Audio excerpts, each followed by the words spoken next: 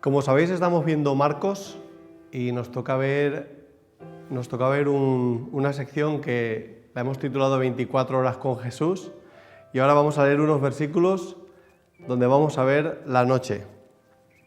Y lo que vamos a leer hoy es Marcos capítulo 1, versículos 32 al 34, y dice: Cuando llegó la noche, luego que el sol se puso, le trajeron todos los que tenían enfermedades y los endemoniados, y toda la ciudad se agolpó a la puerta, y sanó a muchos que estaban enfermos de diversas enfermedades, y echó fuera muchos demonios.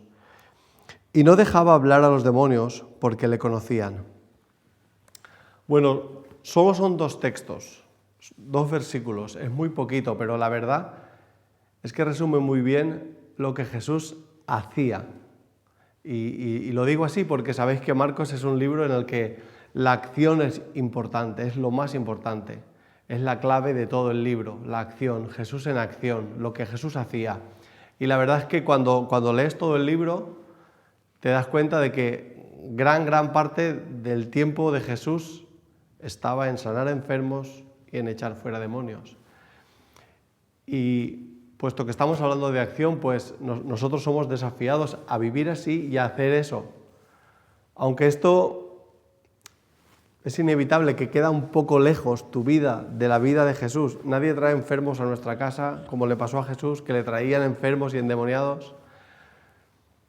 Pero creo que si entendemos un poco lo que estaba pasando y lo que Jesús hacía, entonces podemos imitar a Jesús y podemos intentar hacer lo que Jesús hacía. Y voy a usar un ejemplo. Imaginaos que yo tengo un enemigo, ¿vale? Soy enemigo de un artista. Imaginaos, por ejemplo, que soy enemigo de un artista que tiene obra aquí en Valencia, Calatrava. Yo soy enemigo de Calatrava. Imaginaoslo. Es el que ha diseñado la ciudad de las artes y las ciencias. Si él fuera mi enemigo y yo quisiera acabar con él, posiblemente matarlo, atentar contra su vida, herirlo, hacerle daño, no sería suficiente para mí. Porque su obra está hablando de cómo es él. Su obra le está dando gloria.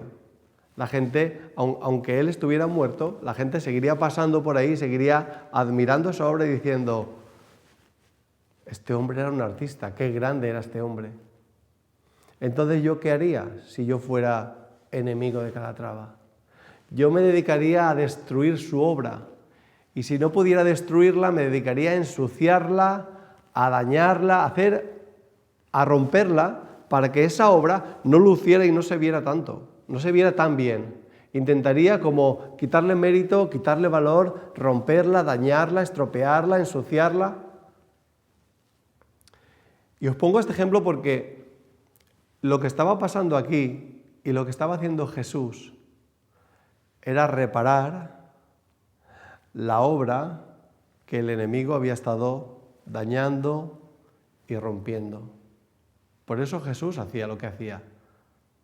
Porque el objetivo de Jesús era darle gloria a Dios. Y por eso quería restaurar, curar y mejorar y llevar y limpiar al ser humano, porque Jesús era capaz de ver ahí la imagen de Dios. Y si entendemos lo que Jesús hacía, nos va a ser más fácil hacerlo, ¿no? Y creo que ese es el llamamiento. Y me gustaría compartir con vosotros 3 cosas que creo que son importantes tener en cuenta y que nos pueden ayudar a la hora de hacerlo. A la hora de hacer lo que Jesús hacía, orar por los enfermos, orar por las necesidades. Ese fue su ministerio. Él hizo un resumen y dijo que había venido a sanar a los quebrantados de corazón, dar libertad a los cautivos, vista a los ciegos. Y ese es nuestro llamado. Y yo quería deciros 3 cosas que creo que nos pueden ayudar, que aprendo de Jesús. La primera es que creo que Jesús hacía las cosas con mucha naturalidad. A pesar de que estamos hablando de cosas sobrenaturales, pero yo creo que Jesús hacía esto sin ningún aspaviento. Creo que Jesús no montó no montó un local para que todos fueran allí. Yo creo que Jesús fue muy natural y lo vemos cuando leemos todas estas cosas. Y esa es una cosa que yo creo que debemos aprender de Él. Debemos hacer las cosas con cierta naturalidad, ser naturalmente sobrenatural.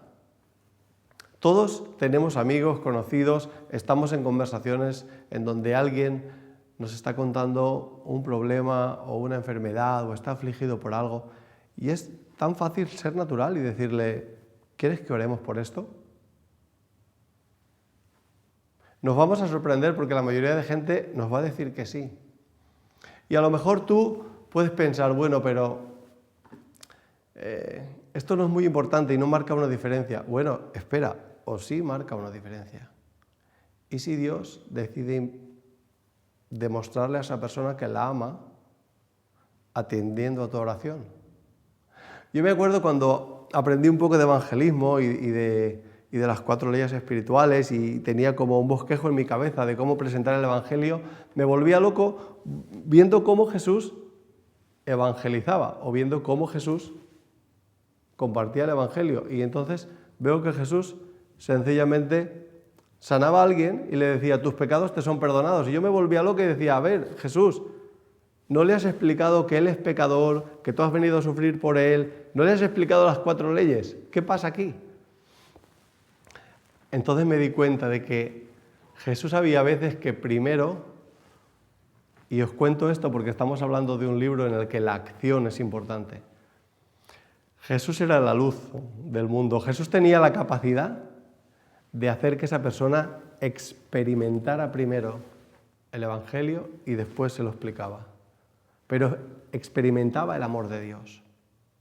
Cuando Jesús amaba a alguien y oraba por él y el amor que Jesús tenía por esa persona, Jesús sanaba a esa persona estaba sintiéndose amada por Dios. Estaba sintiendo que era tan importante para Dios como para que Dios la sanara.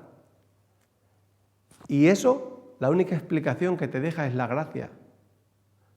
Dentro de esa persona la única explicación lógica era, yo no merezco esto. Entonces, en un momento, Jesús había hecho que experimentaran el amor del Padre, la gracia y el pecado.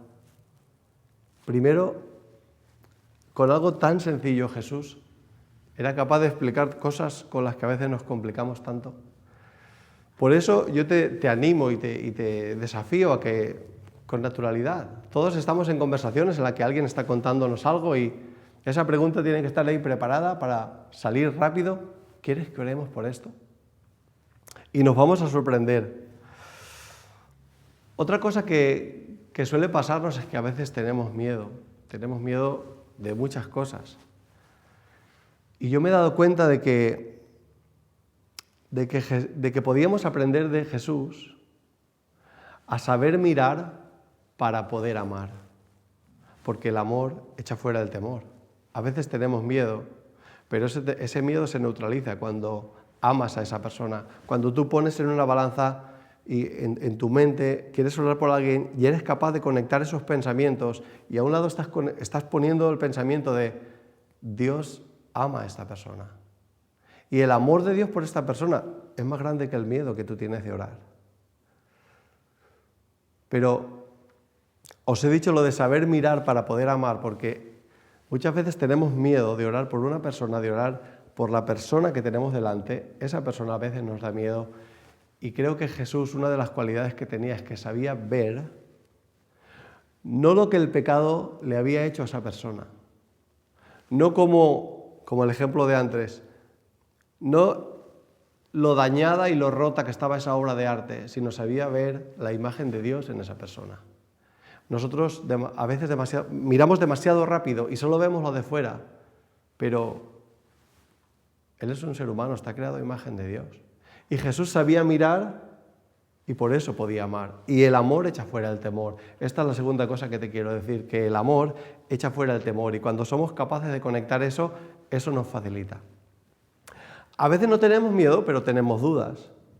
Y a mí hay algo que me ayuda cuando tengo dudas y no sé si orar o no por esta persona o a veces no sé si acercarme o no.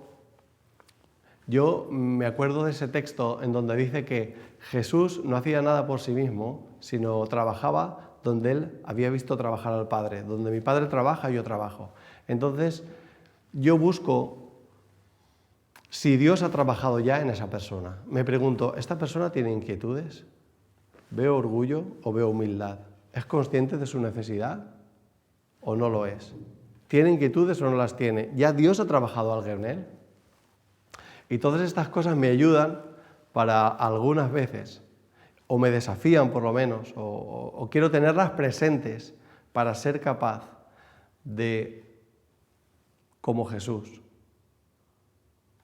y acordarme de lo que Él hacía, de cómo Él atendía a los débiles, a los necesitados, a los enfermos, a los endemoniados. Y bueno, solo me queda recordar y compartir con vosotros y decirme a mí mismo que para conocer a Jesús,